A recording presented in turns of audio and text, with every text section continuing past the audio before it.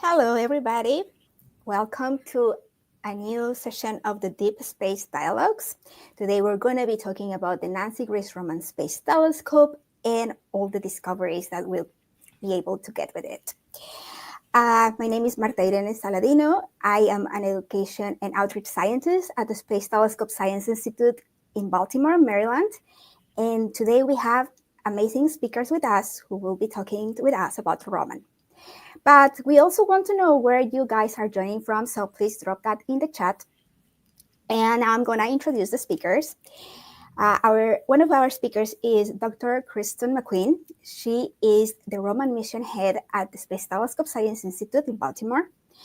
And Dr. Robyn Sanderson, she is an associate professor at the University of Pennsylvania. But I want them to take the spotlight, so I'm going to be asking them if they can briefly introduce themselves. So, Kristen, would you like to go first? Sure. Thanks, Martha. Super happy to be here tonight. I'm Kristen McQuinn. I am an astrophysicist and currently leading the development of the Science Operations Center for Roman.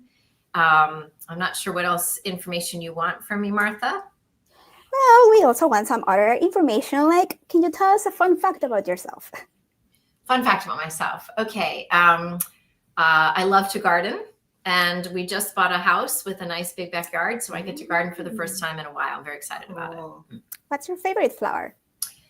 Favorite flower would be the daisy, just because it's such a happy flower. I love daisies. Nice. Robyn, can you introduce yourself briefly, please? Sure. Thanks for having me on the show, Martha. It's really fun to be here. Kristen and I know each other from some science stuff that we do together, but it was a great surprise to have her here on the show. I am a professor at UPenn. I work mostly with simulations of things that Roman might observe, so you'll see a little bit of that later. And we use big supercomputers to make them, so I have lots of pretty movies that I hope I get to show you. That sounds exciting. So let's go ahead and start with the very big question. What is NASA's Nancy Grace Roman Space Telescope? So the Nancy Grace Roman Space Telescope, there's an artist's rendition of it shown here in the slide. It's NASA's next big thing. It's been years in the making. It's almost fully built, and it'll be ready to launch sometime next year. I have a couple of photos taken in the NASA Goddard clean room where it's being put together, assembled, and tested. And so here are it's still in two pieces. On the left is the core part of the telescope. You've got the mirror on the top, and you've got this interesting baffled structure which holds the instruments below the mirror. And on the right is this, we call it the outer barrel assembly, but it's an area that sits around the telescope to protect it. It also has solar panels on it for powering. And both of these things have been built, tested, and the final thing is to put the two of them together and go through their final integration testing before it gets shipped to the launch site. And about a year from now, it's on track to launch ahead of schedule, which is pretty incredible. The launch by date is May 2027, but right now it's ahead of schedule, launching in September, October of next year. Wow, that's exciting. Can I ask something? When were these pictures taken? I'm sorry, Martha, what'd you say? Oh, sorry. When were these pictures taken? These pictures were taken, I think, 2 months ago now. So it's been even further along in the development since then. It's just a fast and furious pace because we're like 6 or 7 months ahead of schedule. So things are moving really fast. Wow. Thank you. So I have another question. So how is Roman different from other NASA space telescopes like Hubble or the James Webb Space Telescope? So Roman, you can think of it as like a wide field lens on a camera. I'm going to show you a little example or video of what it looks like. So it's a telescope that we're putting in space. It has a mirror similar to Hubble. So what you're seeing here is a picture of a molecular cloud inside of our own galaxy seen by the Hubble Space Telescope. And it's got really crisp image quality, which is what we're going to get from Roman. But it sees a very small field of view. So that's what Hubble sees. And we're zooming out to an individual field of view of what Roman would see. So it's about 200 times bigger than Hubble. So you're basically being able, like if you think of Hubble as being a telephoto lens, Roman is both kind of telephoto and wide area. And it allows us to do, to be able to image and detect and study, planets by the thousands, stars by the billions, galaxies by the millions, time domain astrophysics, which really measures like things that are variable in time, whether stars are getting brighter, dimmer, or exploding, fundamental physics, and of course my favorite, which is the unexpected, because you build an amazing telescope like this and you're not always sure what you're going to find. But to answer a little bit more specifically of how it's different than than Hubble and Webb, I've got here a comparison on the left of their mirror sizes. So Hubble and Roman are about the same mirror. James Webb is a much bigger mirror. And so that means it's like a giant light bucket. It can collect more light from the universe, so it can see farther in time and it can see fainter things. But it's also got a very different field of view, as I mentioned, shown here. And the three telescopes also look at different wavelengths of light. So Hubble can see ultraviolet light as well as optical light, like we see with our eyes. Roman sees optical light as well as near infrared, or the heat, the heat signature of objects in the universe. And Webb, of course, goes way back, way out into longer wavelengths of things that are kind of glowing at cooler temperatures. Thank you. So I have a question about this. What we're seeing on the screen right now is the fields of view on the top right. But for Webb, we see a rectangle, and for Hubble, we see a square. Why does Roman's field of view have this shape? That's an excellent question. So Roman's field of view is actually made up of a whole bunch of detectors. And so the detectors are tiled in a way to make room for the optics of the telescope. It's not one individual detector, it's a whole bunch of detectors kind of stacked next to each other. So in fact, the Hubble field of view, it's more square-ish, and there's usually one or two detectors in there. Webb, it's a rectangle, and there's actually 8 kind of detectors sitting in that rectangle. So it's really about how it fits in, how your detectors are put together, and how all of that fits into the physical structure of your mirror and your telescope and the whole instrumentation on the spacecraft. Thank you for that follow-up. I love that image in the background.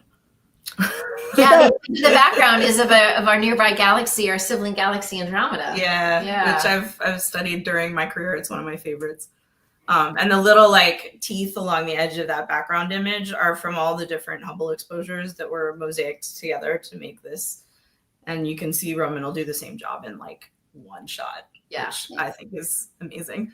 That's incredible. Somebody's saying in the chat that they think that it looks like a Space Invader for Roman field of view. It totally does. And in fact, it's super fun. If you go to the visitor center at NASA Goddard, they actually have, I wonder if I have a picture of it here. I have this sweatshirt, but I didn't bring it. They have a video game. They have a Space Invader video game where that is it, and you can actually fire in it. I have to show you. It's this little tiny thing. But just to give you a sense of what it looks like in here, I don't know if you have a sticker. I have a sticker, so I don't know if you can see this. Yes, I can see it. There's a little Space Invader video game that you can play at the NASA Goddard Visitor Center. Super fun.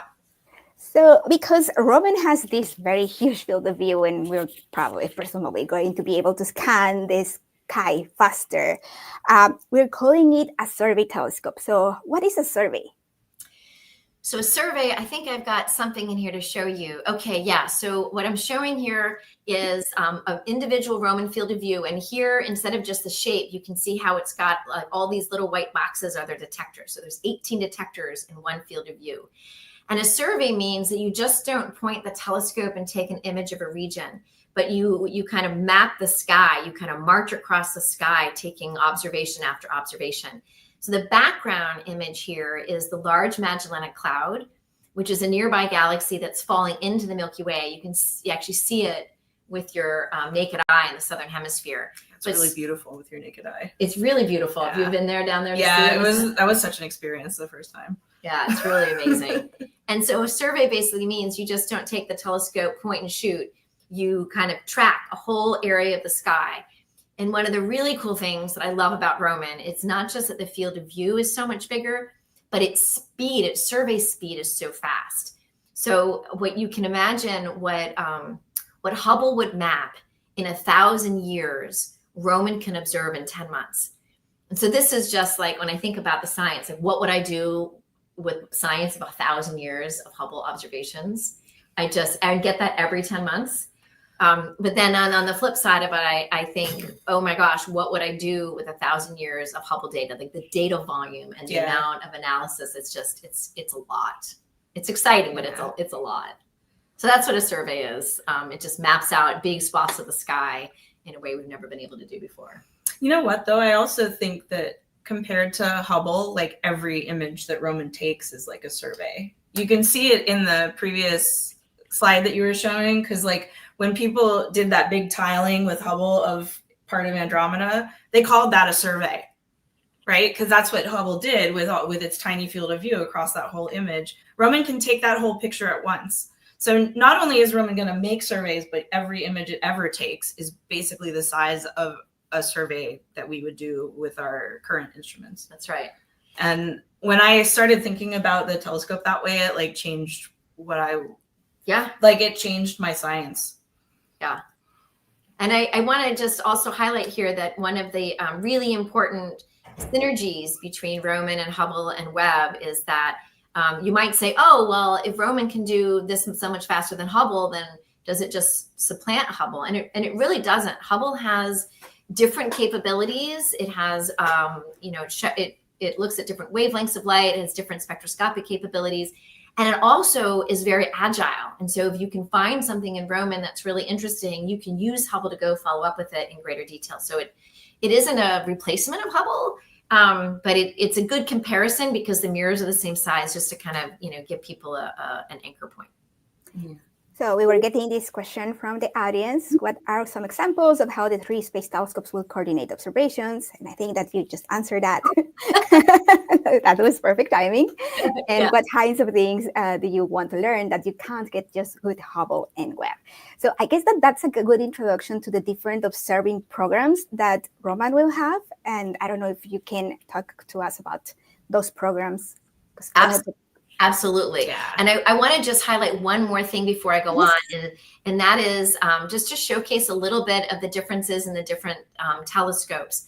And it really has to do with the wavelengths of light that I mentioned. On the left is an image from Hubble. It's taken in optical or visible light.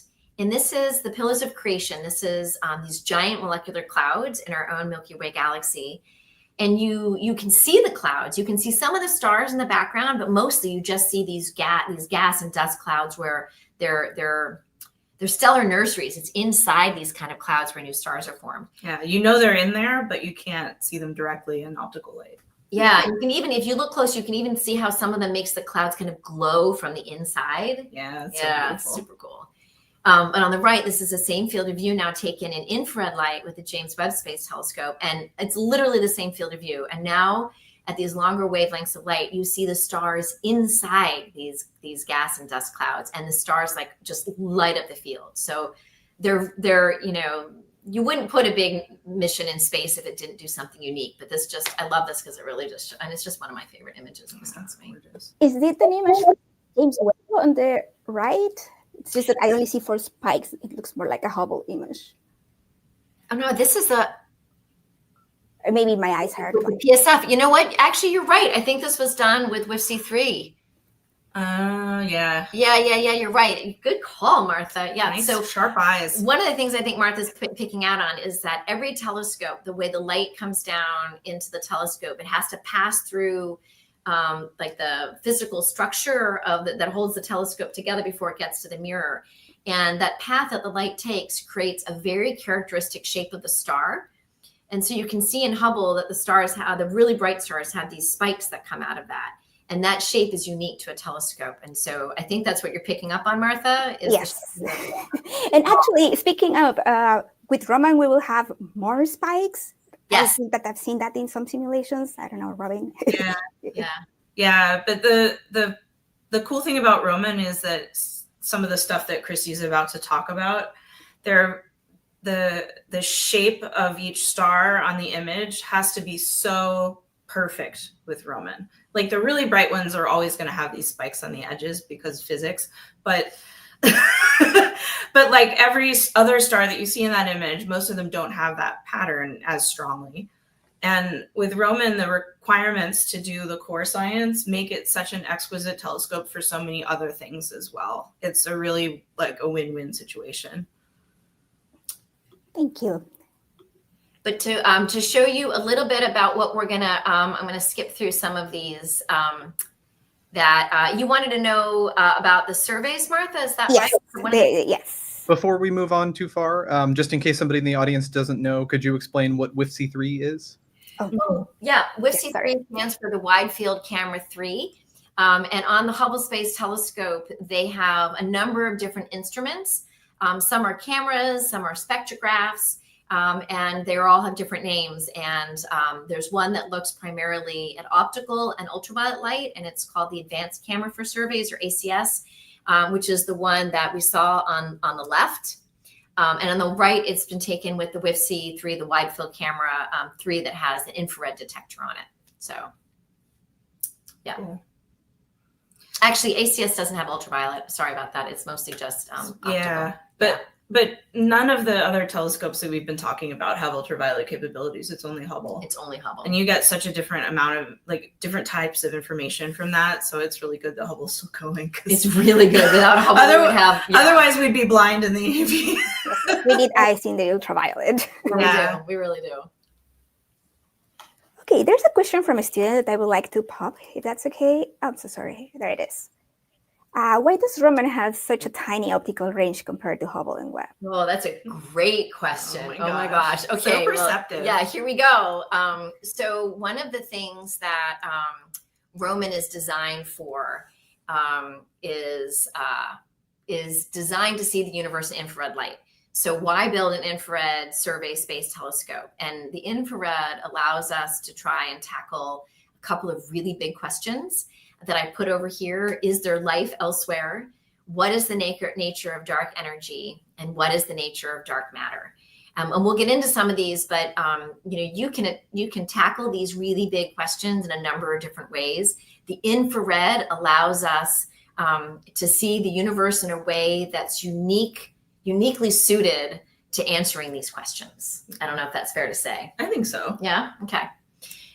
There's one really, from my perspective, there's one really simple reason why that is, and that's that most stars are brighter in the infrared than they are in visible.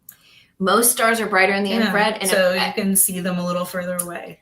And the other part of it for me is that as the universe is expanding, and as the universe expands and galaxies get farther away from us, their light gets shifted into longer wavelengths. They get redshifted. And so with infrared telescope, you can actually see light from galaxies at farther distances and earlier back in time. Yeah, it lets you see further in the past. Yeah. Robyn, why are stars brighter in the infrared? Most of the stars.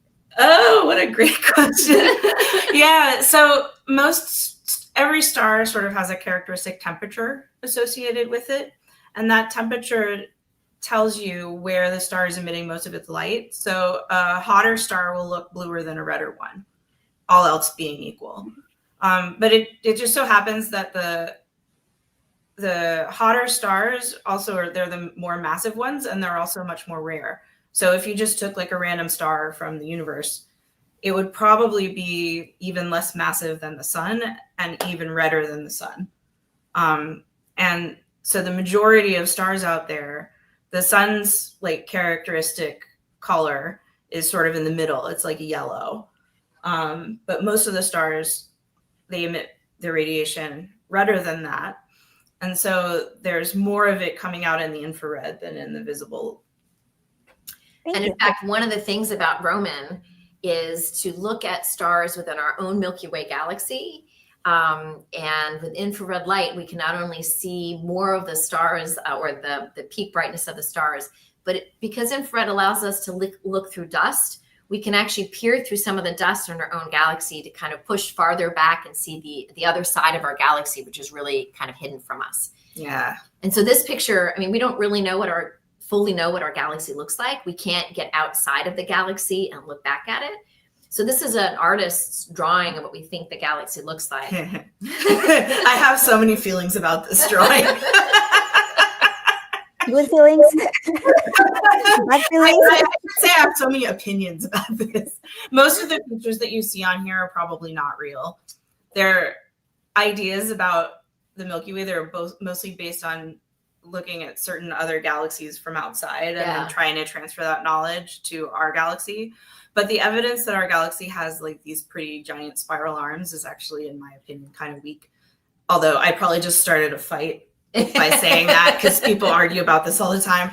And we have very little idea exactly how big that yellowy looking structure in the middle is that sort of looks like a candy bar with a fat middle.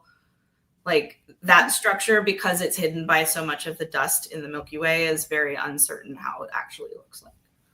So with Robyn, we are going to detect tens of billions of stars in the Milky Way, which is more sources than we have cumulatively ever detected in the history of astronomy. And with all of these data, we're hoping to be able to reconstruct the 3D structure of the Milky Way like we haven't done before. And I know Robyn's done a ton of work on that. So that's really exciting. But the infrared helps with that.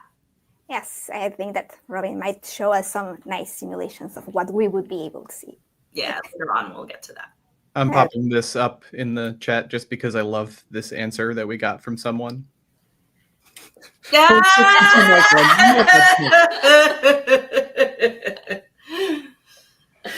Yeah, it's a good range. Are you us in the optical and the near infrared? We're happy with whoever that is probably a radio astronomer.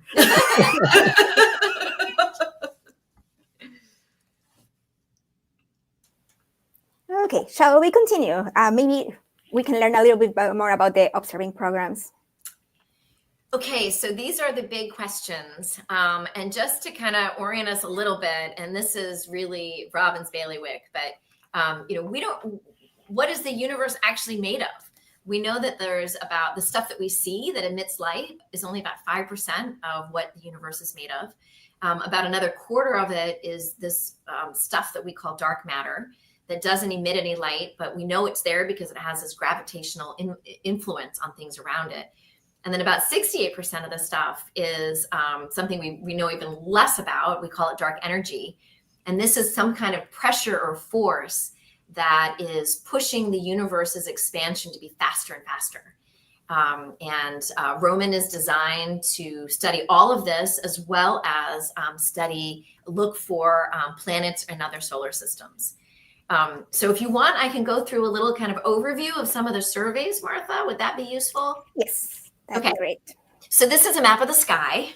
This is our Milky Way galaxy. And down in the lower right, you can see this is the Large Magellanic Cloud. This is a picture that I showed you before, and the Small Magellanic Cloud. And both of these are falling. They're orbiting around each other as this like binary galaxy system, and they're kind of falling into the Milky Way. But that's just kind of a really beautiful picture. I mean, I love this picture. Okay, I love this picture for another reason. Yeah, go for it. All right, so you see this and you're like, oh, look, somebody took a picture of the Milky Way from within. This is not a picture. Yeah. Okay, this is like 1.2 billion individual stars that were observed by the Gaia satellite. And to make this picture, they took for every pixel, whichever stars fell in that pixel, and added up all the light from them in the 3 different colors that the satellite observes. And then they assigned those to the RGB channels of the image. So this is not a color picture of the Milky Way. It's a color picture of the stars in the Milky Way. And so if you zoom in on this image, you would eventually come down to the point where you could look at individual stars. It essentially has infinite resolution. It's amazing. Yeah. So and those dark lanes you see those are the dust. Those are the dust lanes that are changing the color of the light that's coming to us and absorbing some of the light, so that you can actually see all of the detailed features too, which is why it's so high resolution. Can you remind us what an RGB channel is? Oh, sorry. Yeah. So in a color picture, what you actually have is 3 black and white pictures that are how bright the subject is in 3 different colors. So like if you make one of these with your camera, you put like a red filter on your camera, you take a picture, that's the R channel. If you put the green filter on and take a picture, that's the green channel, and so forth. Then you stack those together and add them up, and that makes your color image. Your camera does this every time you take a photo. It just does it really fast. This was not fast. This was not fast. This took like 5 years. But yeah, so that's what I mean by the different channels of the image, is the relative brightness and the different colors that the telescope can see. Thank you. So now we're going to make this a little bit more of a schematic. We're going to go from, just to orient you what this is our Milky Way. And so this is just before we move on too far, I do want to pop this one up because we had a question related to the rendition of what the Milky Way looked like. We do know the Milky Way is a barred spiral, though, right? Yeah. So we do know that there is a bar, and we do know that it should be a spiral galaxy. What people don't have a consensus on yet is like what the structure of the spiral arms is. So if you look at other galaxies like the Milky Way in the universe, some of them have these nice, like whirlpool looking spiral arms. And then others of them have a more disorganized spiral pattern. And my personal view is that it's not clear which is going on in our Milky Way yet. There are observations that seem to point towards there being a more grand design. They call the ones with the nice long spiral arms grand design spirals, which sounds very like pseudo-religious to me, so I try not to use that term. But anyway, and then there are others that are less organized. And so there's some evidence for both pictures. And I don't think, to me, it's not clear which is the right answer. And then the existence of the bar is not what's in debate. It's the length and how fast that pattern is changing in the galaxy. And there seem to be sort of two camps there. And I am really hoping that Robyn will shed some light on this whole situation. Yeah. So the trouble with those maps is, okay, so there's a question about 21 centimeter hydrogen. The 21 centimeter hydrogen maps look like they have spirals in them. But the distances in those maps come from an approximation that is not a very accurate one when you try to look at how it works with real, like, other galaxies where we can see the pattern. So you're looking in the like along the line of sight inside the galaxy for the 21 centimeter line, and you're trying to you're trying to determine like how far away the hydrogen that's emitting is coming from, and there's some degeneracy, there's some confusion on actually where everything is situated. So people did their best to try to reconstruct that, but it's not trivial, and it's often it can be a solution that has double values. So you're not exactly sure where the structure is from the hydrogen. So for the audience who do not know, what is the 21 centimeter hydrogen map? Okay, we're going to do a deep dive into atomic physics here. Okay, so this is when you have a giant cloud of just regular hydrogen gas sitting around. As one does in their kitchen. As one does in the universe, right? Okay, this is so funny. We have lots of hydrogen, yes. So my husband is an atomic physicist by training. Okay. And I told him about the 21 centimeter line. And this comes from a transition in hydrogen atoms that you never see in the lab because it's so rare. It's called a forbidden line, literally, because it's so rare. And so I told him about this, and he thought I had to be wrong, that this was how people studied hydrogen in the universe. That's so funny. And I'm like, he's like, that never happens. It's a forbidden line. And I'm like, no, but when you have like a bajillion hydrogen atoms together, some of them are always doing that. Yeah. So and what we mean by a transition is that, the electrons in the atom are changing their states. Their energy states. Their energy states. So one of them goes from one energy state to another. And if there's the energy state it goes to has less energy than the previous one, then it emits a photon that carries away that energy. And those photons have a wavelength of 21 centimeters for this particular transition. Hydrogen atoms. Yes, not molecular hydrogen. Who are you? coin flips. That's yes. exactly Okay. right. You already know the answer. All right, so I'm going to move on to a little bit of the surveys. AC is a longtime listener and guest and always provides phenomenal questions, so he'll catch you out. Okay, so this is the map of the sky, and so I'm going to go through some of the areas that Robyn has already planned to survey. And so there's 4 surveys already planned. There's more time on Robyn that people, scientists like me and Robyn and others, can actually write your own proposals. Be like, I want to go study this amazing thing in the universe, and I can write my own proposal to try and get time on Robyn. It's a competitive, peer-reviewed process. But even aside from that, there's a whole bunch of stuff we already know that Robyn is going to survey. And so I'm going to go through these just in one by one. The first one is at the center of our galaxy. That little yellow circle kind of showcases where we're going to be pointing Robyn. We're going to be, it's the galactic bulge.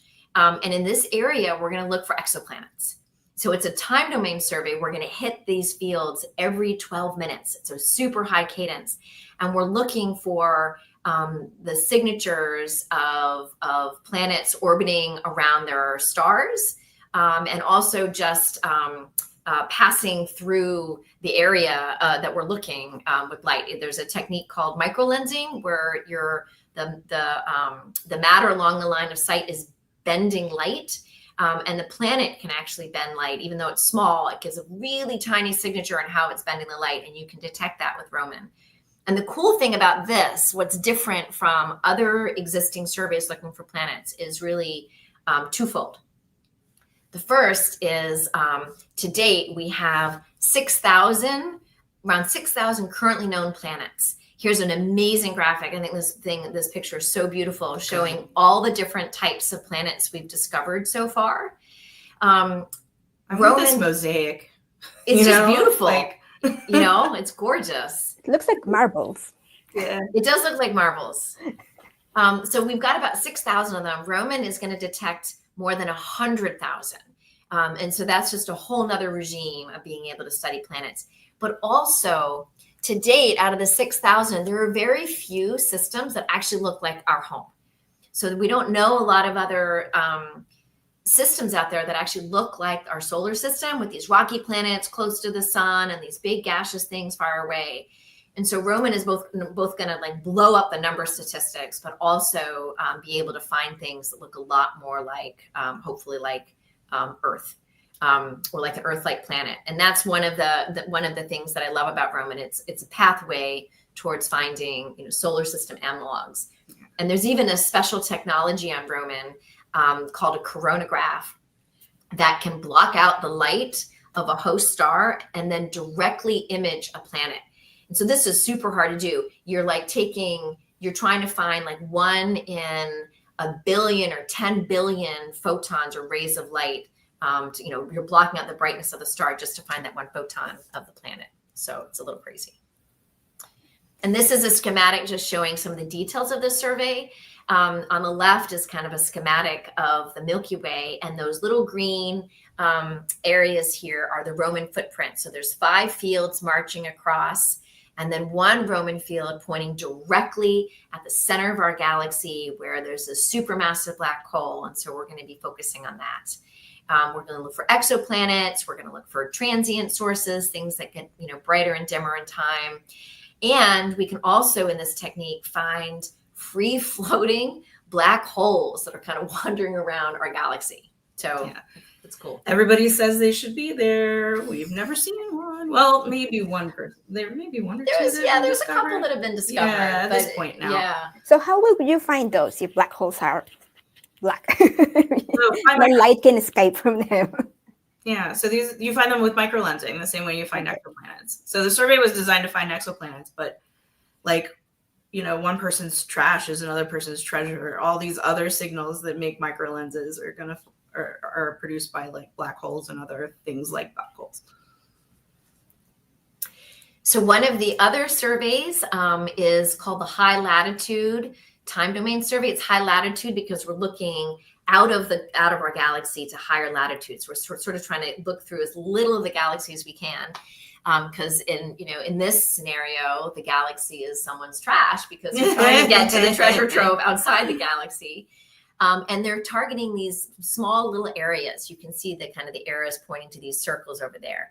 And they're small areas, but the purpose of these is to go back over and over like a couple year period and hit them again and again. And so you're looking for variants in the sky. And in particular, you're looking for exploding stars. And the exploding stars are really cool because they help us understand how far away things are.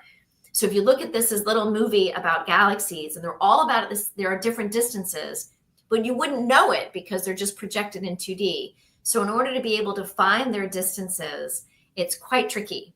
And one of the ways we do this is by looking for exploding stars, supernovae, specifically type 1a supernovae.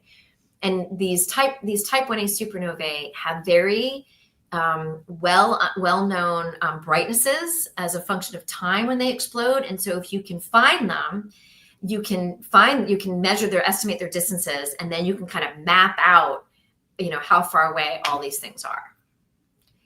So that's one of the ways that the second survey is going to do. And it's going to cover the area of like 90 full moons. And every 30, it'll go observe something for 30 hours every 5 days. And it's 18 square degrees, which doesn't sound like a really big number, but this is like thousands of times bigger than some of the fields we've gotten from Hubble to date. So in universe terms, it's nice. It's a nice chunk. It's a nice chunk. We're going to be making a movie of a certain patch of the sky. Yeah, so I really hope that with the time domain surveys, because like it literally means a survey in time, right? So it's not as big an area. So you're not surveying a large area on the sky, but you're surveying like over time. And I really hope that somebody's planning on just making these movies. Oh yeah. They've already simulated these movies. Okay, good. Yeah, they're definitely going to do that. Yeah. Because they're going to be incredible. There's like one that they made of a globular cluster, which is about the right size to do it with Hubble, that I look at all the time for like my 101 classes at school. I've seen this one. It's really cool. And every time I do that lecture, I like can't stop watching that video. So and so studying the expansion of the supernovae allows you to study the expansion of the universe. And this is one way that we're going to measure this dark energy property. But then the last one, and I'm teeing you up here, Robyn. Thank you. The last one is the high latitude, again, outside the Milky Way disk, wide area survey. So go big or go home. We're looking at thousands of square degrees here. These are the green areas that you see. And this is to map the galaxies and the dark matter throughout time. So large scale structure of the universe.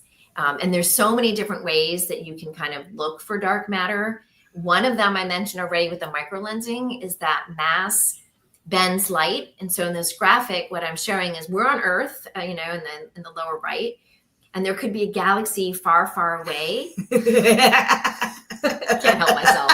You just can't help yourself, right? Why else do you become an astronomer but to say shit like that, right?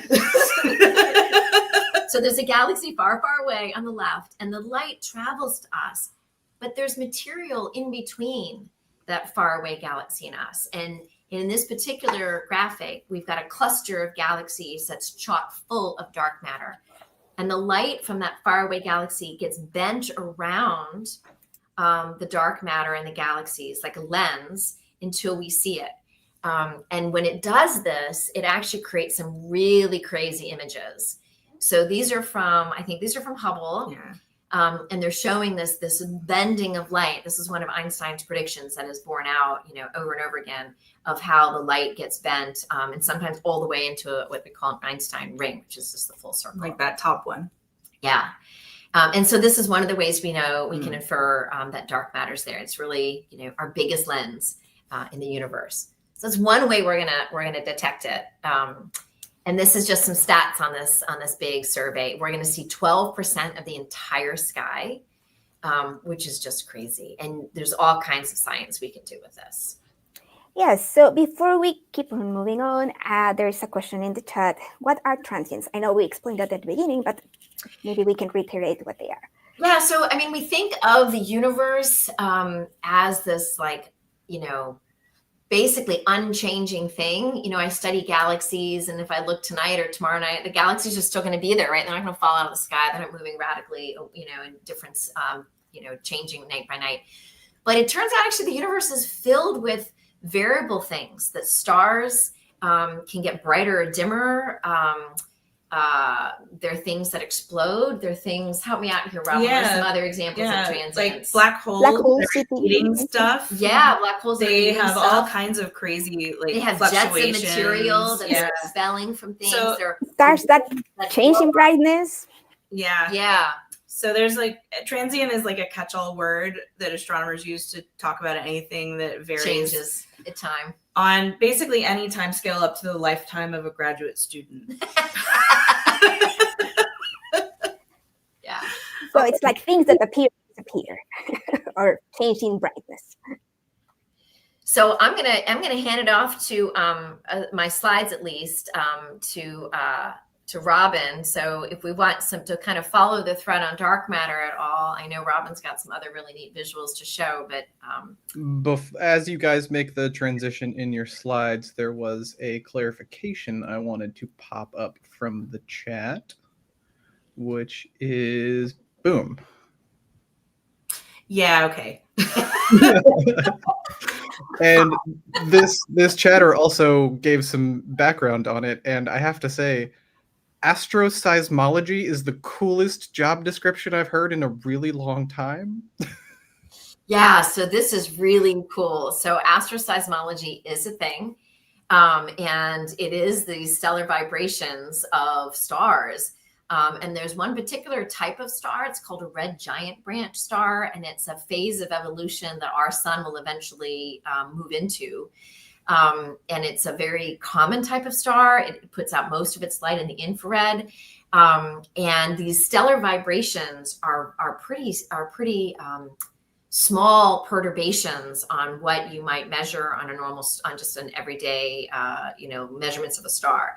But Robyn, in the galactic bulge that we're going to focus on, the high cadence observations in the near infrared means that we can get exquisite astro-seismology measurements of red giant branch stars on, like, I don't know how many. I'm going to make up a number, hundreds of thousands or millions. I don't even know, a lot.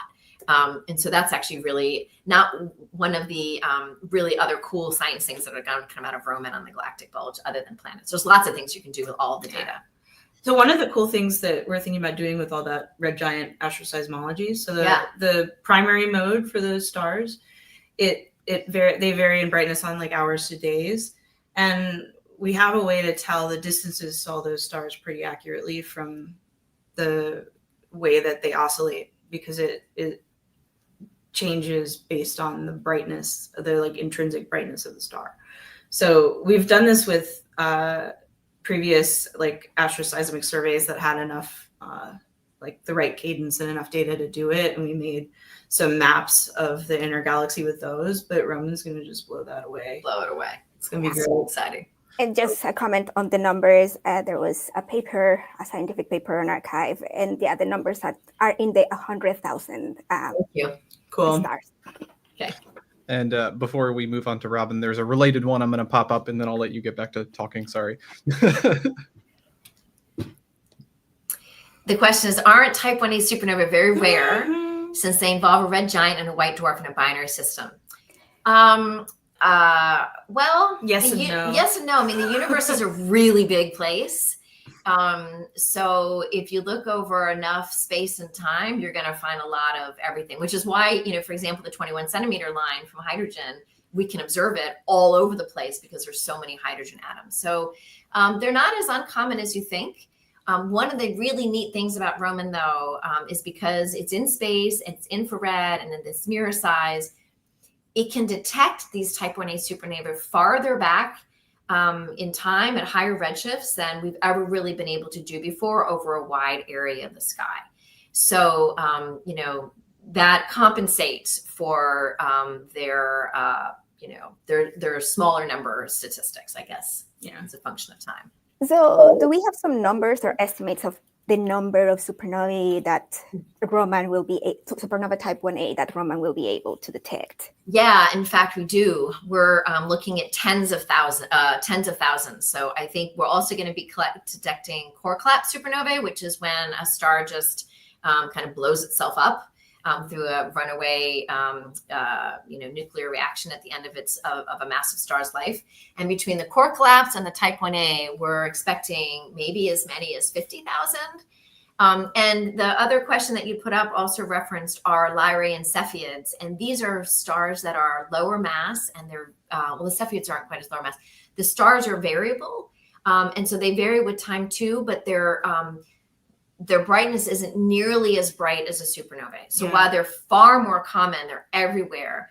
The advantage of the supernovae is that when a supernova 1a goes off, it's momentarily brighter than all the light from an entire galaxy. So it's just so easy to see really, really far distances. Where the Aura Lyrae and the Cepheids, I love studying them in the nearby universe. Yeah. They're awesome. Love them.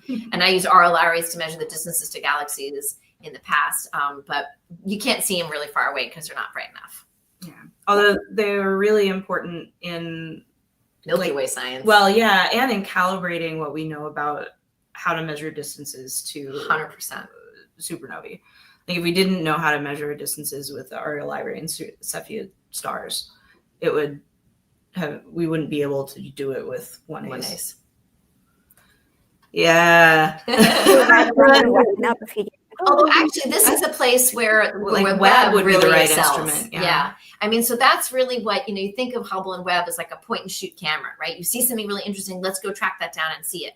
Well, Robyn is really about the area, and it's not as nimble as something like Webb or Hubble that can just, turn on a dime and go look at this other thing, because Robyn is really all about kind of marching across the sky, if you will. Okay, I guess that this is a good moment to transition into a question for Robyn. What is dark matter? It's a very easy question. Exactly.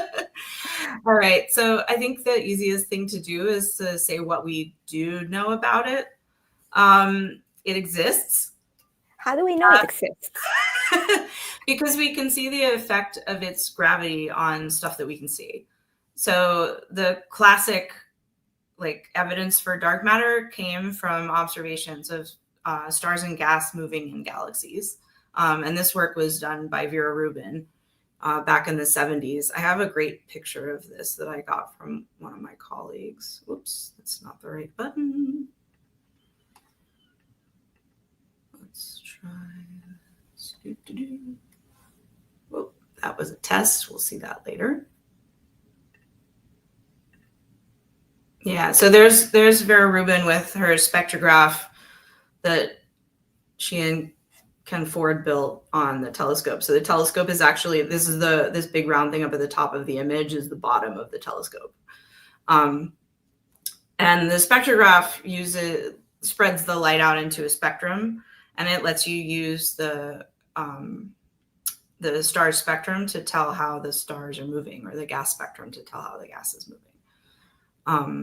It works the same way as a siren going by you on the highway. Stuff that is coming towards you looks bluer, just like it sounds higher. Stuff that's going farther away, moving away from you, looks redder, sounds lower. So this is from one of their original papers. This is from one of Rubin's original papers. Here's a picture of the galaxy that they observed. It's like an old picture, so it's not very high res. But with the spectrograph, you can measure the speed of the stars or gas in the galaxy. I forget which was in this paper. As you go out from the center of the galaxy, which is basically where this red line is. I align this by eye, so don't take me too seriously. So as you go out, what you expect is that you're getting more and more stars. So the gravity gets stronger and stronger.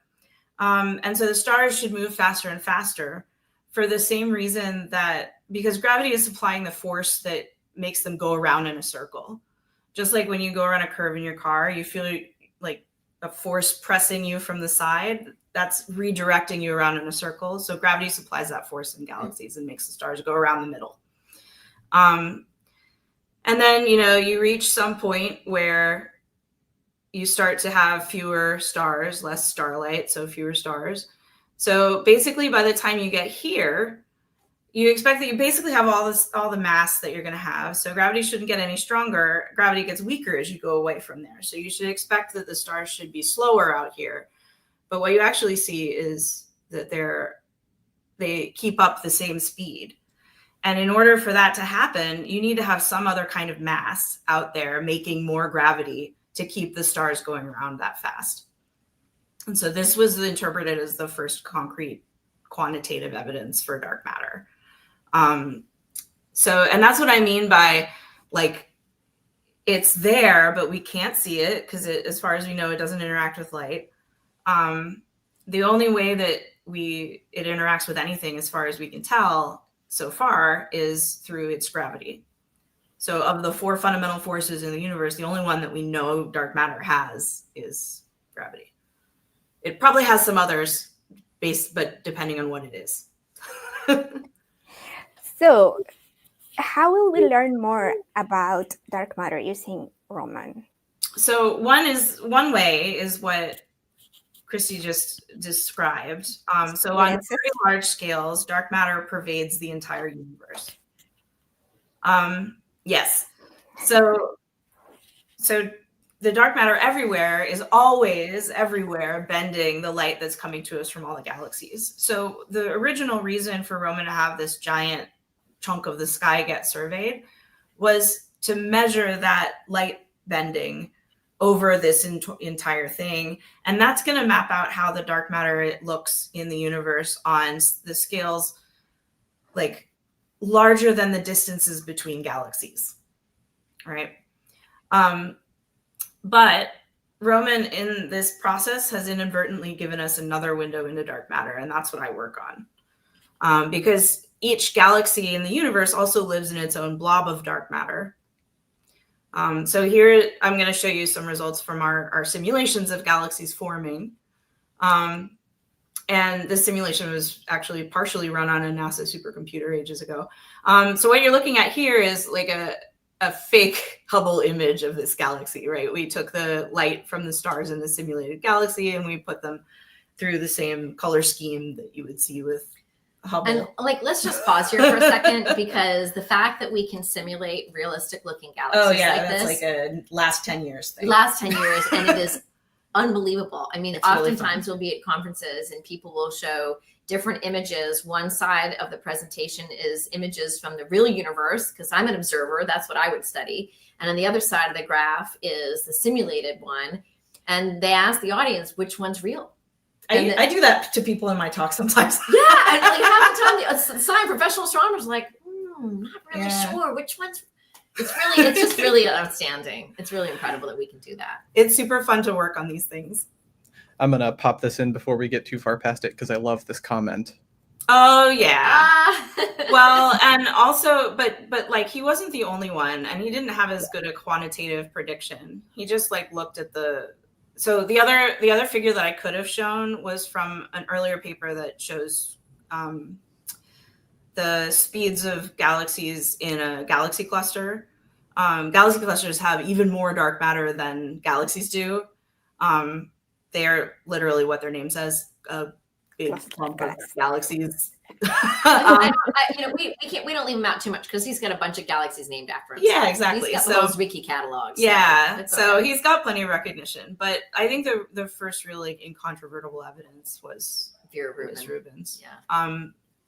Also, the plot that I have of that from the original paper is like horrible to explain. So I always use the ones from Rubin's galaxies instead. All right. Anyway.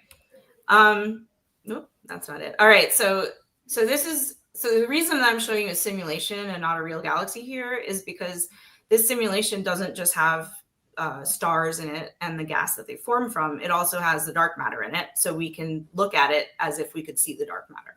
All right. So this part looks familiar. Okay, there's a spiral galaxy. So if I zoom out, this part of this recognizable galaxy part is actually centered in the middle of an extended distribution of stars that's much more tenuous than the disk. of this system, but they're still there, right?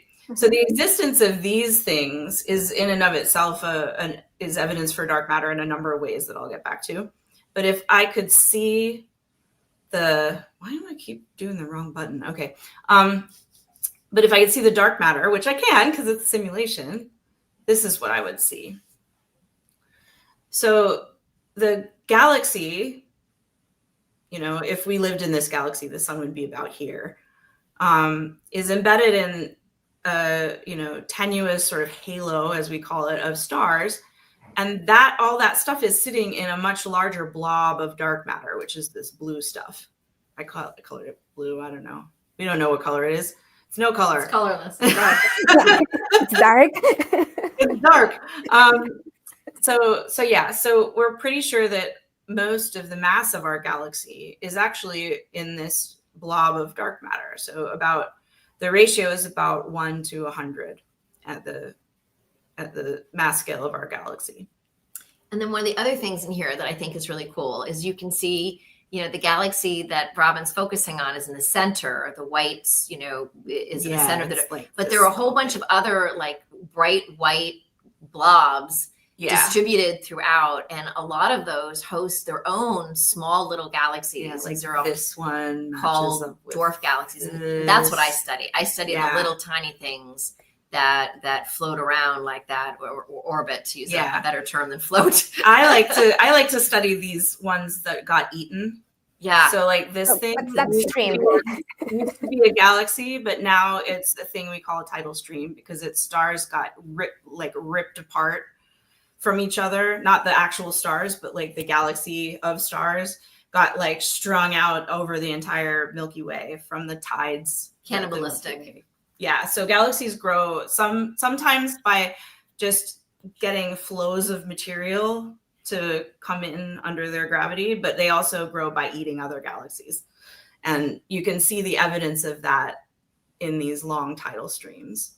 But you notice so we have lots of information about what's going on in the very center of this system, right? Because you have all the stars in the galactic disk, billions and billions of stars that you can look at. Billions and billions. Yeah. All right, we've got enough puns going on. But then once you get out here, the information gets a lot more sparse. But that's where all the dark matter is. So if we want to understand dark matter, one way we can study it more close up is by looking at the stuff that's outside the disk of the galaxy. So the satellite galaxies and the tidal streams, because they are in the part of the galaxy that's mostly dark matter. All right. So we have learned so far of two different methods that we can use with Roman to study dark matter: gravitational lensing and through these stellar streams. Are there any other methods that we can use? Yeah, not with Roman, but people try to make dark matter in particle colliders on Earth. So a lot of theories predict that it's some kind of particle. And so there are people that are looking for it in like collisions from the LHC, like looking for evidence that some of the things made in the collision were a particle that could explain dark matter. And people are also trying to detect it on Earth with detectors that are supposed to like light up when a dark matter particle from the universe comes zinging through this giant like tank of xenon, essentially, that's just sitting there with a lot of targets to hopefully like have something hit it. Those efforts have not been successful at detecting or creating dark matter particles, but they've been very successful at eliminating a whole bunch of theories because they've done very like conscientious calculations to figure out exactly how sensitive their detectors are, so they can rule out big chunks of theories about what dark matter is just based on not ever having seen any. And those are sort of a local counterpart to the kinds of tests that we can do with a telescope. But the constraints that we get from studying astrophysical objects are actually competitive with the best we can do on Earth in these kinds of experiments. Mm-hmm. And so that's why Roman is putting so much effort toward this, is because the tests we can do by observing our galaxy or the distribution of like matter on big scales, and even the than distribution galaxies. of these small satellites Yeah. around galaxies and in our neighborhood, right? Yeah. The number of those satellites is per itself a test of dark Milky matter. Way like system is itself a test of dark matter. Exactly. Yeah. So but those tests are just as good at like narrowing in on our theories. Yeah. Like I mean, constraining the theory, like reining in the theorists' crazy ideas. Yeah, I mean, there's some, we think there's one model of cold dark matter. We call it cold dark matter that fit a lot of the observations, but there's a lot of other ways you can tweak the theories of dark matter to make it come out with slightly different properties that you can measure in the real universe. Yeah. So a lot of what I'm doing right now with these simulations is taking theorists' other best guess of what dark matter could be and feeding those recipes in instead of the one that you're seeing here, which is this cold dark matter thing.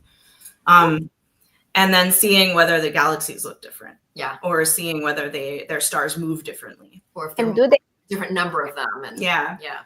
What are you finding so far? Is there anything it's really hard to make things different enough that you can tell that they're different without like utterly breaking other things that we know to be true. But we have a few leads. We haven't been able to do this until recently. Like one of these simulations takes like a month on a supercomputer, and if you have all the runtime, you have to like wait. The real way it happens is that you submit your program, it runs for like a couple of days, and then they kick you out and you have to like restart it again. And so literally one of your jobs as a simulator grad student is to like babysit these things, submitting them when they stop. And then you have to wait in line again so that you don't hog all the time because these are shared resources. But anyway, so it is still an amazing resource. Yeah, it's great. Like and the amount of investment that NASA has done on these supercomputers for researchers like us to use, it's a public facility in a way. I mean, you have to apply to get time on these things. Just like you apply for time on a telescope, you apply for time. The fact that it's a thing, right? They exist and we can actually apply for time on them, that we've invested as a country in resources like this to support science in this way is just, it's amazing. It's really huge. So do you know how long a simulation like this would take to run in a normal computer, like the laptop I have in front of me? You couldn't. Yeah. So, and the reason is not so much the time, but the memory. So the simulation doesn't fit into the memory on a laptop. So even if you had a whole bunch of cores, because now laptops come with a lot of a fair number of CPUs, but you wouldn't be able to read in all of the information that it needs to run the simulation and hold it in the memory. And then it would take, I don't know how many countless years. Oh, dear Lord. I don't know. Hundreds of thousands, I don't know, a lot. Yeah. So we run on thousands of CPUs to get one of these going. But even among the supercomputers that exist, only like a limited number of them have sufficient memory to hold the simulation in the processors that it needs to use to run. Are these n-body simulations, like simulations of how things are interacting with each other via gravity? They model gravity, which is what you mean by a n-body simulation. So the dark matter is represented by a bunch of particles that actually represent like a skillion dark matter particles each, because they're really meant to sort of approximate the overall distribution. So the individual particles are like little blobs of dark matter, right? And they only feel gravity. Likewise, the stars, each particle in the simulation represents like 10,000 stars that all were born together. And then they move around, not exactly as they would if they were individual stars, but close enough that we can tell where things would end up. And those also feel only gravity.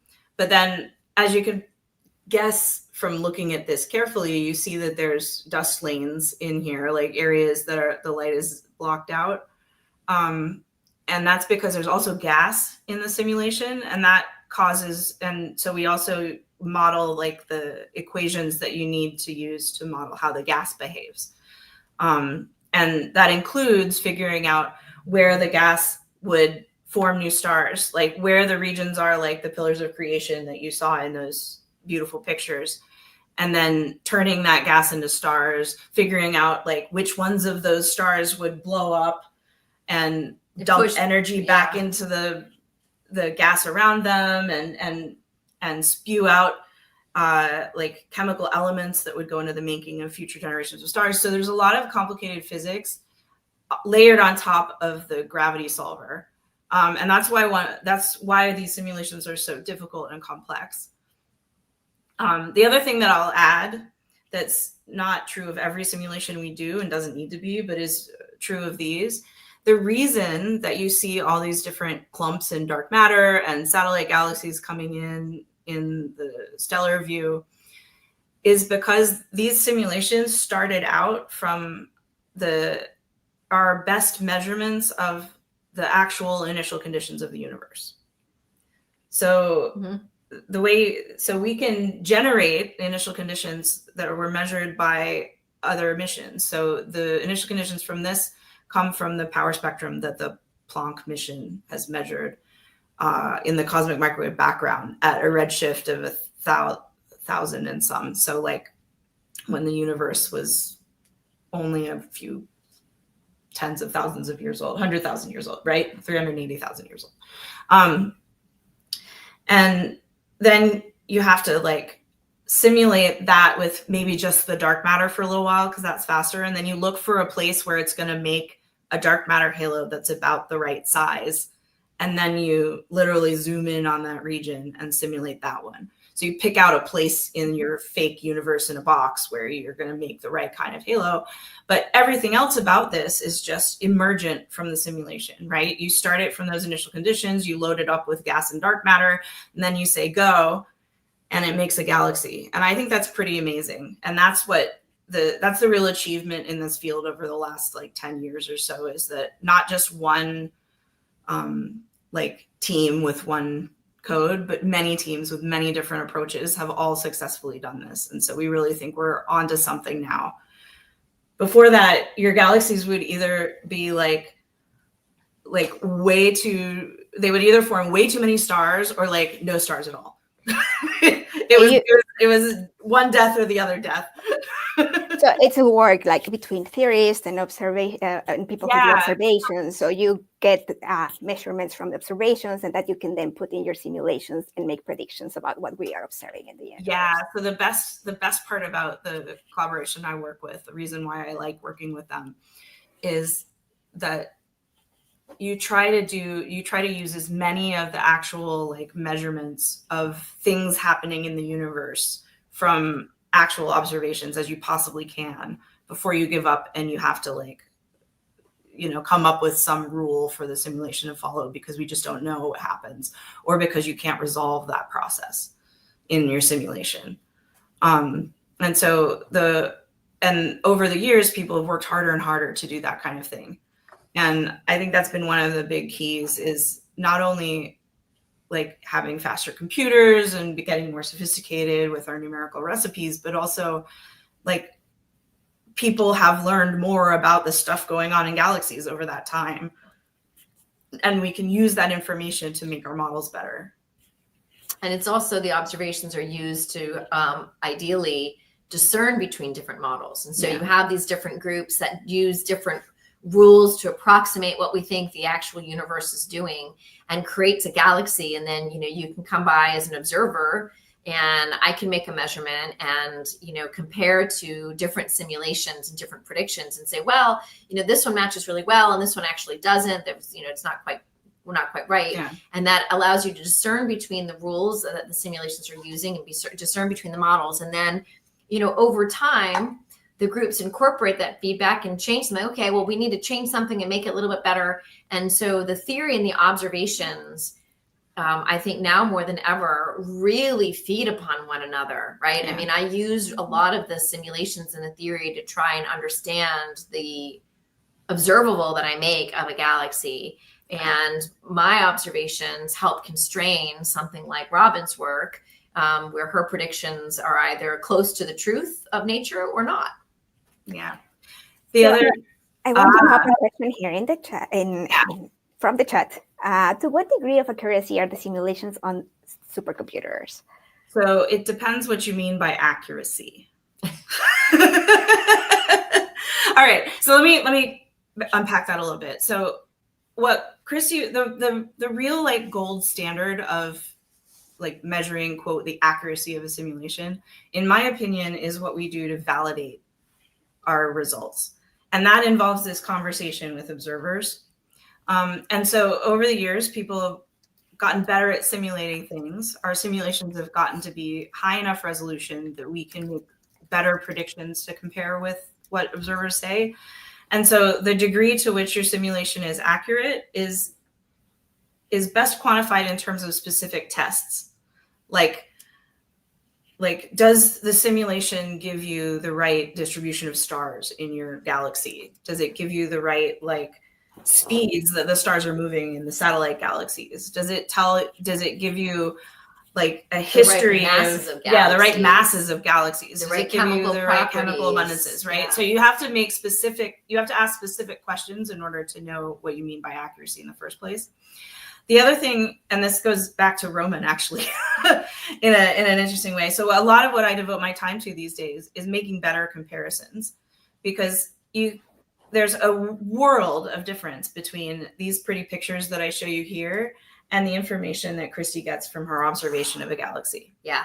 And for a long time, there were very few people trying to really like in good faith make their best effort at bridging that gap. And my personal opinion on this, and why I invest so much time in it, is that we need, as simulators, I think it's easier for us to go further to meet the observers where they are. Because I can talk to somebody and be like, okay, well, what filters did you use? Like, I can like compute how much light my stars would give you in that filter, and then give you that instead of a stellar mass. So we can come to like a closer approach. And that's alleviated a lot of difficulties, like conflicts that people thought they had between what the simulators were getting and what people were observing, just by doing a better comparison. And if you look at just what Robyn's got up here, right? She's got gas, dust, gas, stars, dark matter. If I wanted to make an observation of a galaxy, like with Robyn, I've got a few wavelengths of light. But if I wanted to go and look at the gas, I need to find a different telescope that does gas, that can see the gas, the 21 centimeter light, for example. Or maybe I need to look at another phenomenon in the X-ray or something like that. I won't be able to see the dark matter, obviously, but I need to amass observations from numerous telescopes in order to be able, but in a simulation, you can pull out, I want to look at the stars. And so Robyn can pull out the stars and look at the stars that I observe. You can, if I've got gas observations, you can pull out your gas and look at the gas I've observed. So it's, you've got kind of everything, whereas an observer, it's one piece of the puzzle at a time. Yeah. I mean, anyway, but at the same time, I know we're kind of going. We're really like we're off. Yeah, huge tangent. But let me show you some of the things like this that I've done for Robyn. All right. So one of them is motivated by the fact that you've seen this, right? So this is where Robyn is going to look in big chunks. All right. These lines are all the different stellar streams. So those star streams that have all this information about the dark matter. These lines are all the ones that we know about. Are those within our galaxy? These are all ones within our galaxy, because we can't see very many of them in other galaxies. But they're spread all over the sky, because just like in the simulation that Robyn showed, those streams are kind of jutting out all over. And they're wrapping around the galaxy. So you have to look everywhere to see them. So you need this big wide field that Robyn is going to. So our galaxy has cannibalized other galaxies. Yeah, some of them are cannibalized galaxies, and some of them are cannibalized star clusters. Yep. But yeah, it eats a lot. So let me see if I can. Okay, so where do I want to go? Okay, so in our galaxy, Robyn is going to be able to tell us how the stars in the streams that overlap the green thing are moving across the sky by looking at them with this exquisite resolution and field of view. And because we are surveying this whole area, you have to come back and take another picture occasionally in the same place you did before. And because Robyn has this like exquisite resolution, you can actually see the movement of individual stars in those images and tell how fast the stars in each of these streams are moving, which is the key information that you need in order to constrain dark matter. And these angles are so tiny, right? So just to give you a sense, the amount of distance that a star moves between those images is like, this is gonna blow your mind, right? If I had a baseball and I was standing on the moon and you looked up and looked at me holding this baseball on the moon, which you couldn't because your eyes wouldn't resolve it. If you could, the distance that the star moved is the distance between the stitches on the baseball. All right. So it's like these impossibly tiny angles, which is why you need to do it from space. That's why you need to, all this stuff. But that's going to tell us so many new things about our galaxy's history and about the dark matter in it. So Robyn can do this. And Robyn can do it. Yes. So not only that, but this is what a galaxy like M31 would look like in Roman. So the colors, M31 is the Andromeda, galaxy, the one I showed in the very beginning with the Roman footprint overlay. So that whole footprint is basically this little glowy bit in the middle. That's the disk. All this other stuff in pink is stars from all these cannibalized galaxies. This is a model that was made by one of my grad students. That's him down there. And this is one of our simulations as if Roman were looking at it. If we lived in this simulated universe and we had Roman. And the color is proportional to the number of stars in a given place. But the median purple that you see in here is in that box is 1 million stars. Wow. Yeah. And they come from 20 different cannibalized galaxies. Is it my eyes or am I seeing some dot on the top right? Oh, yeah. What is That's the moon for scale.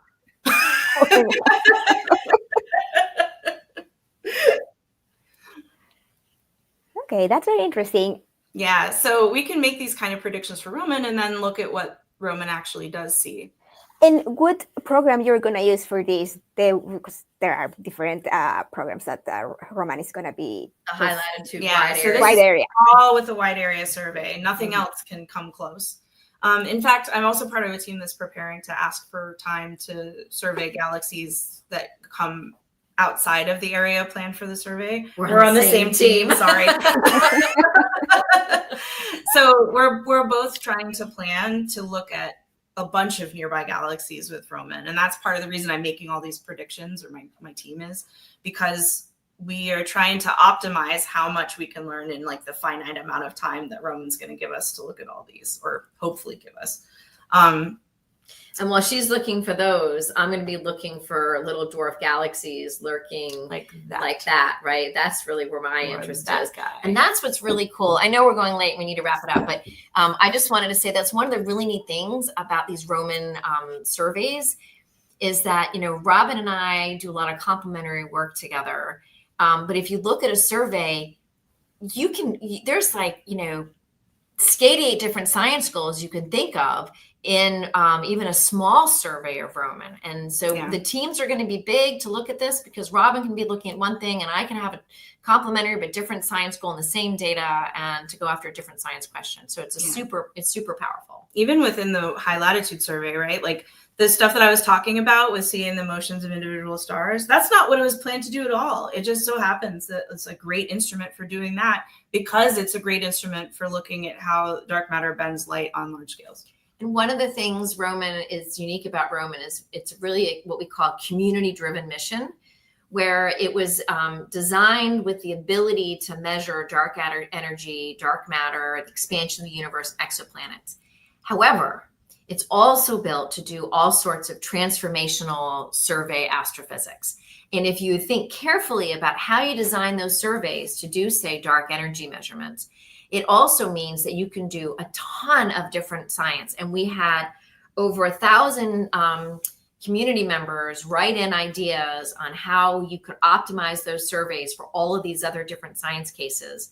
And so they've been designed extremely carefully to do, all of the big things, dark energy, blah, blah, blah, but also as much transformational astrophysics as possible. So it's really fun. It's really exciting. The possibilities are endless. So, Robyn, I think that you had a very good image of one of the simulations about how Roman would observe our Milky Way. Do you want to share that one? So And you want to talk about the program that's going to be observing that. Yeah, the so Milky one Way. of the things that we talked about earlier was this red box here on the image. Actually, you know what? I don't think I mentioned that. I just Yeah. mentioned it in passing. Very So little. this red box is a thing called the Roman Galactic Plane Survey. So since Roman is an infrared telescope and it's so good at looking through that dust, the community decided, writing in with all their ideas, and then a panel of us read all of this and decided that one of the killer apps for Roman would be to survey the plane of our galaxy where Gaia sees mostly dust. So one of the things that one of my postdocs has been doing recently is to take our simulations and ask, well, if Roman did a galactic plane survey of one of our simulated galaxies, what would it look like? So here's the Gaia map of our galaxy. This is real data, right? So this is what it would look like in Roman. There's my postdoc who did the work. And one thing that really stands out is how much brighter this center is. And that's because if you look, here's the dust that just manages to block a little bit of starlight, but it's nowhere close to how much is blocked in the visible. So this is what we mean by being able to look through the dust. So if you take that red box and you zoom in, so the blue outline is where the survey would happen. And then if you zoom into one of these places where there's still a little bit of dust cloud, so you can see that the star field has a little bit of extinction just to make it interesting, because most places it just looks uniform. Here's a Roman field of view imprinted on there. And if I zoom in on one of the detectors on the Roman field of view, then you see this huge field of stars. And if you look at a little counterpoint of that, then after I've zoomed in like 4 times, you can start to see individual stars pop out in this image. So we'll be able to see that with Roman. This is what we'll be able to do with Roman in our galaxy. So how many more stars are you expecting to discover?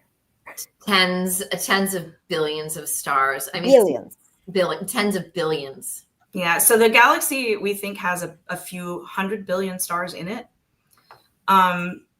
Depending on where you cut off your definition of star.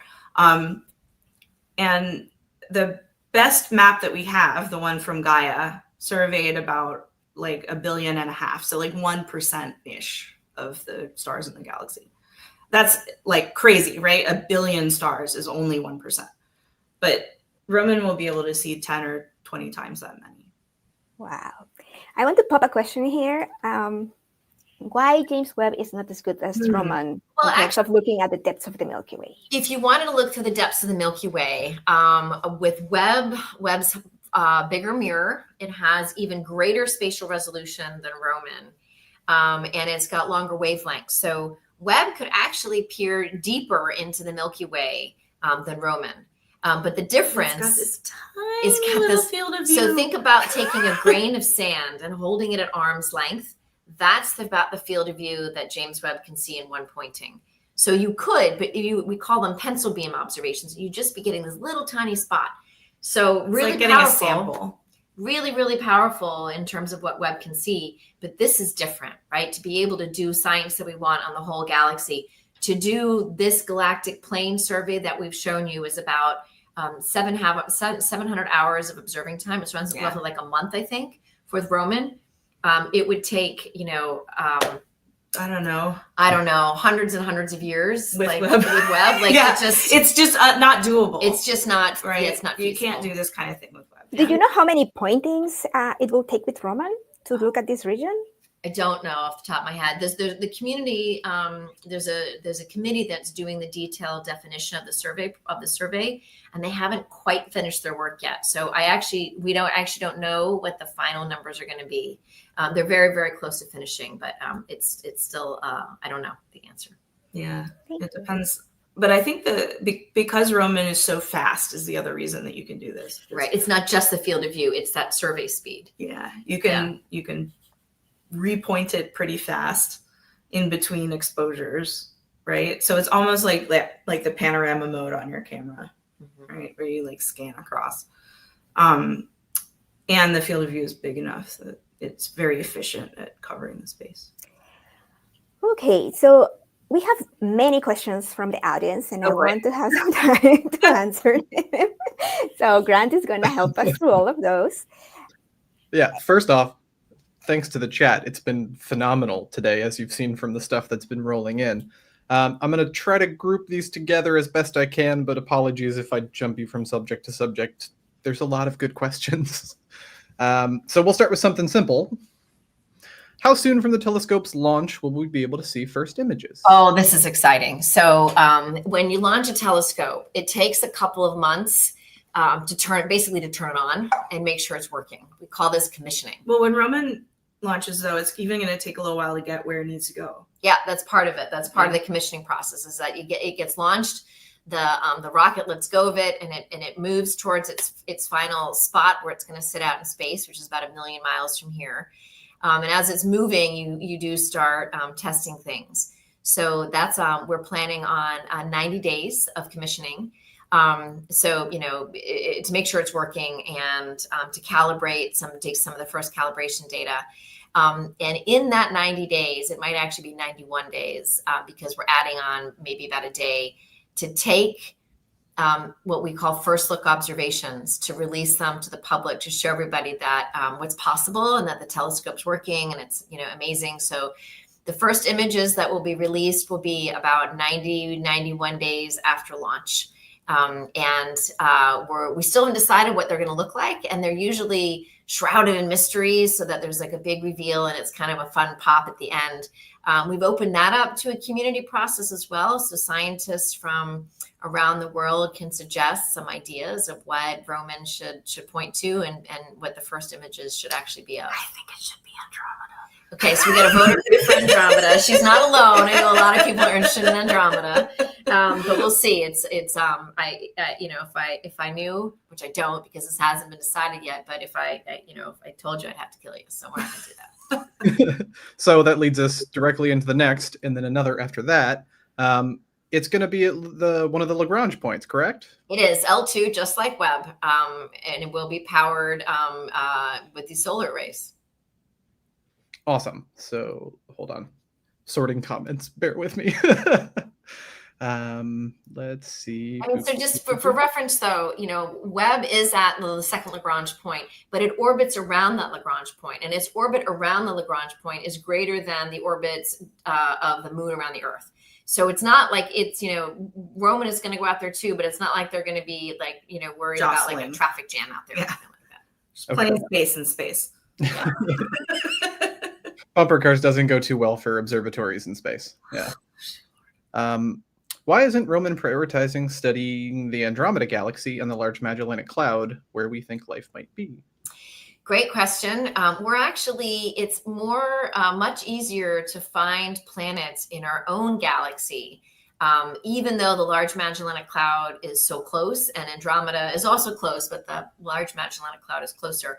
Even though those are close, finding planets inside our own Milky Way it's just closer and just that much easier, right? We're looking for very subtle signatures of things. And so it's better to find things close than even, a nearby galaxy. It's not just finding the planets too. It's like, if Robyn is going to find them and it finds some likely suspects for an Earth-like planet, you have to be able to follow up with like observations from other telescopes that can get other kinds of information. And the farther away they are, the harder that is, and the fewer instruments can do it. So, and Robyn already sees so faint that we need to stick as close by as possible in order to make sure we can get the kind of information that would confirm a discovery like that. So that leads us to another question. Well, gosh, it depends on what kind of malfunctions. I mean, there's, what is my personal plan if the telescope malfunctions, or the scientific community? I mean, we're all hoping for success here. We have a very good track record. NASA has a phenomenal track record. Things do go wrong, and a lot of things you can adjust for on orbit through data processing and such. If there's a major hardware failure, there's not a lot of recovery you can do.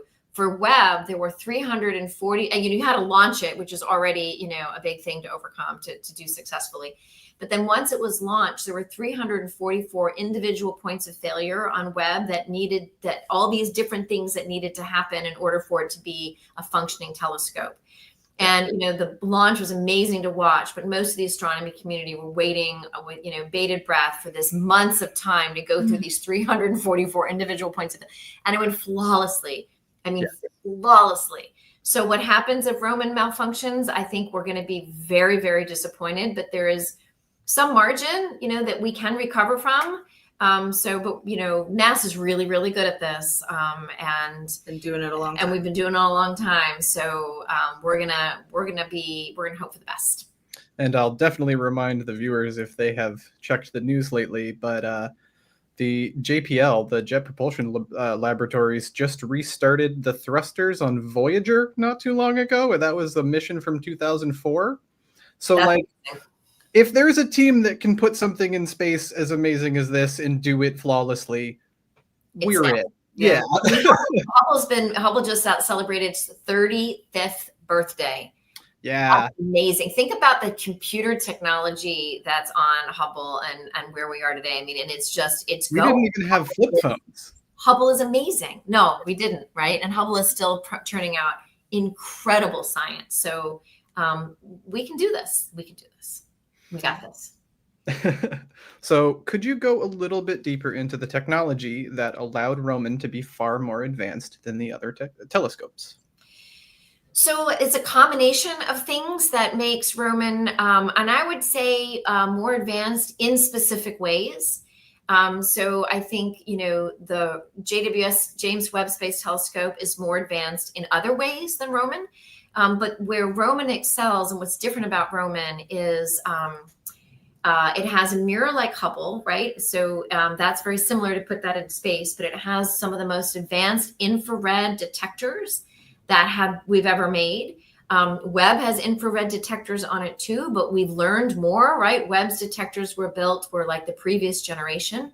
And so we have more sensitive, sort of more advanced infrared detectors that we hope will have fewer issues in orbit or, stray light and that would be from the telescope. But my words are failing me here. It's getting late. The detectors are just the next generation. They're better. One of the other things that's really different is there's a technology demonstrator on board. This is the coronagraph that I mentioned earlier. And this is a totally new thing that no one's ever done this in space before, but it is able to suppress the light from stars to be able to directly image planets that can be 1 billion or 10 billion times fainter than their host star. And this is really amazing. And if it works, we're going to learn a ton. We're going to learn a ton about this technology. We're going to learn a ton about planets. And one of things that could be on the horizon for NASA to build next is what's called a Habitable World Observatory. And one of the prime objectives as a Habitable World Observatory is to take the technology that's being demonstrated on Roman, advance it even further on a telescope that's as big or maybe bigger than Webb, and really try to look for habitable worlds. So Roman is on the path towards that. It's kind of a necessary step. And this technology demonstrator is also really exciting. Absolutely. And this is a point of clarification I'm going to pop up. Yes, the actual observatory was from, the probe was from the 70s, but we lost contact with it in 2004. I didn't make that clear. That's my bad. Here's a good one. What's the max angular resolution of Roman, or is it a more focused field of view? So its angular resolution is about 0.1 arc seconds. So I don't know how to translate that into... Yeah. It's like Hubble. It's like Hubble. It's like Hubble image quality is really what it is. Probably the easiest way to put it. So it's a big field of view, but it has that. And you can get really high resolution like that on ground-based telescopes, but the light travels through the atmosphere and it blurs itself out. And so you end up smearing the light out and getting lower spatial resolution from the ground. It just doesn't matter what your telescope is. Unless there's new technology actually that's now doing adaptive optics to be able to. But even with adaptive optics, you can't get down to quite. I think you actually can. I think you'd actually, in some of the adaptive optics on the very large telescopes, I think are forecasted or predicted to exceed the resolution of Webb. Wow. So that's not my area of expertise, though. So you can put a little twiddle on there for my expertise. That's crazy. There are new telescopes on the ground coming, right? It's about 10 times worse than that. What'd you say, Martha? Oh, that there are new ground-based observatories that are going to have larger mirrors. So I'm sure the technology on the ground is also evolving. They have to have solved that problem because otherwise it's not worth building a bigger. Yeah, and it's not just the mirror size, right? It's the ability to correct for the atmospheric distortion is what these new technologies do on the ground. They're not there. They're not online yet, but to Roman's resolution at least. So I know this isn't your area of expertise. I can pop in a little bit because I've been attending the engineering symposiums, but what are we going to do with all this data? How are we going to handle the increase in information? Well, that's part of the job that I do here at the Space Telescope Science Institute is figure out how there's another science support center out at IPAC Caltech, but together the science centers, our jobs are to try and process the data, calibrate the data, and create products like catalogs of stars and galaxies for the community to use. And in the 30,000 terabytes of data that we're expected to get in the 5 years of the mission, you can't download the data to your laptop to work. Like one of the things that I love about it just cracks me up. Hubble and Webb, you go onto the archive once you've got data taken from your new program. You can click on the files you want. You can select them. You can put them in your shopping basket, and you can download your shopping basket onto your computer. I mean, that's not typically how I access the data. I do it through more of an API where I'm querying with my code into the database and but you can actually, there is a shopping cart icon and you can, so that's I love that so much. There's no way you can do that. And so we're hosting the data from Roman in the cloud, in the Amazon Web Services cloud. And we are creating a special portal, if you will. It's called the Roman Research Nexus, where astronomers can log in through this portal and access the data and do their analysis right on the spot. So they're not going to need to download the stuff to their laptops anymore or to whatever. They actually we're bringing the users to the data and be able to access the data and do the analysis right there. It's a lot of work and it's really challenging. It's also awesome. What we're doing is so awesome. I'm so happy for this because one of the biggest problems in modern astronomy from my perspective is just that data is so big now that it's not very portable. With simulations, we joke that the fastest way to get a simulation from one institution to another is to send a graduate student with a briefcase on a plane. Oh my gosh. Well, you had the demo today of the Roman Research Nexus, right? Yeah. What'd you think? It was great. Yeah. I'm pretty looking excited forward about that. to it. Yeah. So the other cool thing about it is that that we're hoping to provide some of this simulated data also through the same nexus so people can analyze it side by side and do direct tests of their models right there. And there's already some stuff like that on the Nexus. Yeah, we have some simulation data already there. And I'm really excited to I'll shovel some more at you. Yeah, okay, great. That was definitely something that stuck out to me is there's just as much innovation and groundbreaking technology on the back end as there is in the telescope just to handle the sheer amount of science that we're going to have. All right. The Vera Rubin Observatory is also conducting broad surveys and looking for dark matter. Assuming the two surveys overlap or are planned to overlap, what different information will they give you about dark matter?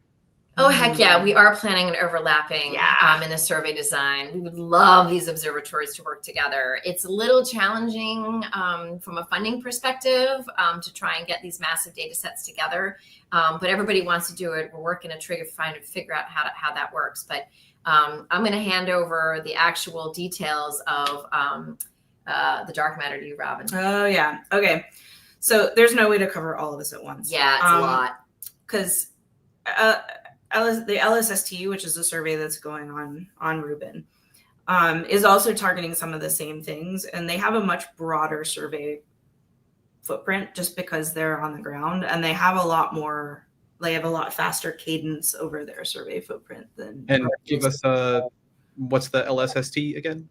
Oh, sorry. Legacy Survey of Space and Time. Yeah. But what's really cool about the surveys is that they are different, right? Rubin is doing the southern sky basically every 3 days over 10 years. And Roman has about 10 to maybe 20% of that sky coverage Some of that, a lot of that will overlap, but not all of it. But when I mentioned earlier in my talk about how, you have different wavelengths of light that different observatories see, Robyn will see in the optical, Roman sees in the optical and the near infrared. If you combine those wavelengths of light, you actually get much stronger constraints on the distances to galaxies, to mapping out massive amounts of large scale structure and matter distribution in the universe. And so if you in part of the universe, right, Roman will see deeper and farther back in time because of the near infrared, but in the part that they overlap, combining the data, you actually get better constraint and you reduce your uncertainties on both dark matter distribution and on dark energy. Yeah. And a big reason for that is if you can use Roman to help figure out which things in the LSST are galaxies and which ones are stars, because LSST doesn't have as good resolution. So it's a lot harder to separate those sources. And a lot of the gain in that is going to come from like using Roman to help say, this is a galaxy, this is a star. And that's going to help both the people that are studying the galaxies and the people studying stars. Because you want to know what you've got. And so on large scales, it's certainly going to be complementary for the reasons that Chrissy said, but also on small scales. One of my favorite things that LSST is going to do is going back to these standard candle stars that we talked about, the R. Lyrae. So LSST is going to find every R. Lyrae star in our galaxy in like the first 2 years of operation. In the southern hemisphere. In the southern hemisphere. In the southern part of the galaxy. So, but it's going to turn on, it's going to do this survey every couple of days of the entire southern sky. So the R. Lyrae stars in our galaxy, which we can tell their distance to like 2%, right? Like that's amazing. Really, really well. Yeah. Once we see them getting brighter and fainter and brighter and fainter and brighter and fainter. And LSST will find all of them that are in our galaxy in the first like year or two that it's taking data. As long as they're in the southern hemisphere. So more like about 60%. So just two comments just to add on. Robyn will see in the astronomer's optical, which includes 3 very near infrared bands, I, Z, and Y, and 1 violet near UV band and 2 optical bands. Yeah. So if you define optical as what you can see with your eye, then some of what Robyn will see in is redder than we can see with our eyes, and some is a little bluer. But the G and R bands, which are listed there, are G is for green and R is for red. And they actually do kind of correspond to like what we see as red light and what we see as green light. Yeah, the distinction between, we just typically just lump them into the optical regime and near infrared regime. But the participant that's writing this is absolutely correct. They also had a comment about your graduate student with a briefcase. Yeah. That's absolutely true. All right, let me grab another comment here. Ooh, here's a good one. Do you think that lensing might discover the hypothetical dark stars, dark matter containing, near the center of the galaxy? Ooh, in order to answer that question, I would have to know the densities that they're predicting for dark stars. We can give them a minute. I'm positive they'll put it in the chat. Yeah, tell me the density and I'll tell you. So the things that do lensing toward the center of the galaxy, they have to be like as dense as a neutron star or a white dwarf in order to make a lensing signal that you would see if they're like free floating objects. Is my recollection. The bulge survey is not my forte. Good.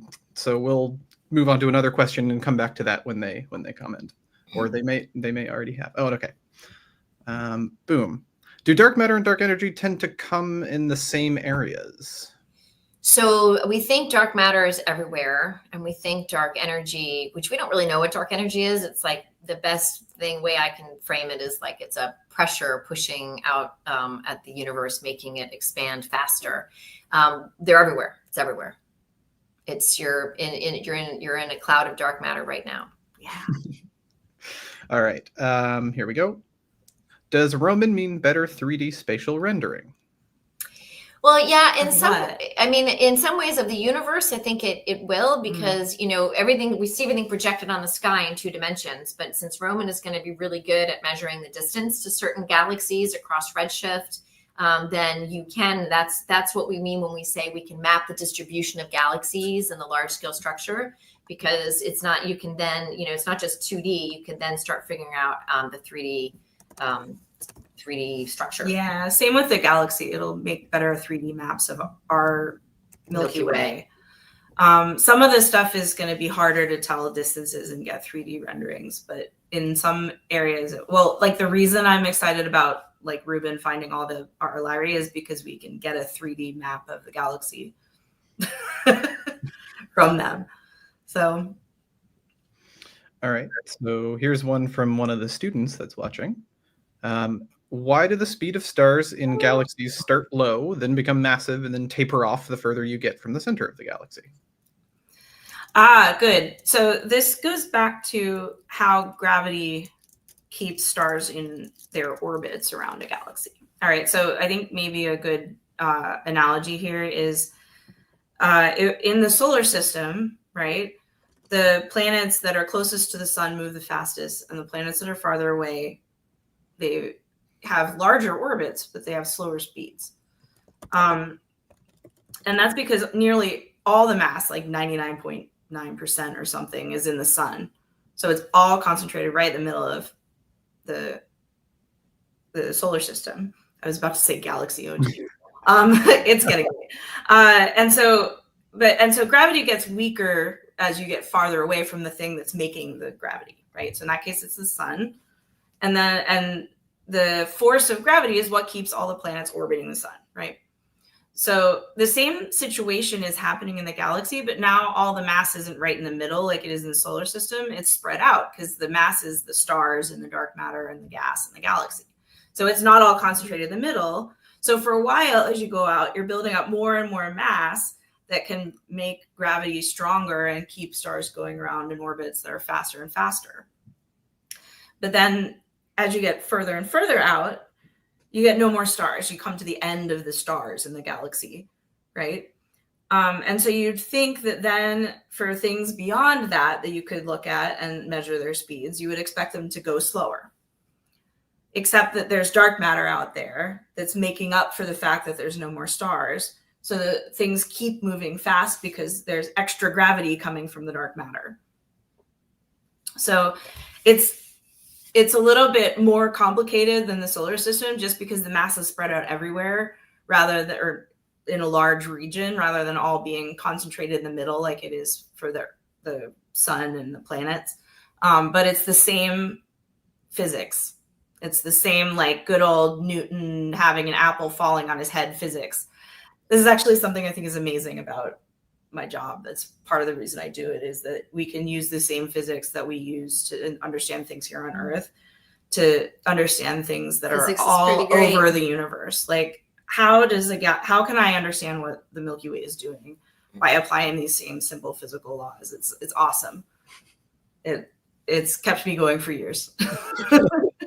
Absolutely. I think out of respect for the speaker's time, since we've already run longer than we normally would, it's not a bad thing. It's a very good thing. We've had some phenomenal engagement and some questions from I think I will cut off the questions. Really keeping us honest too.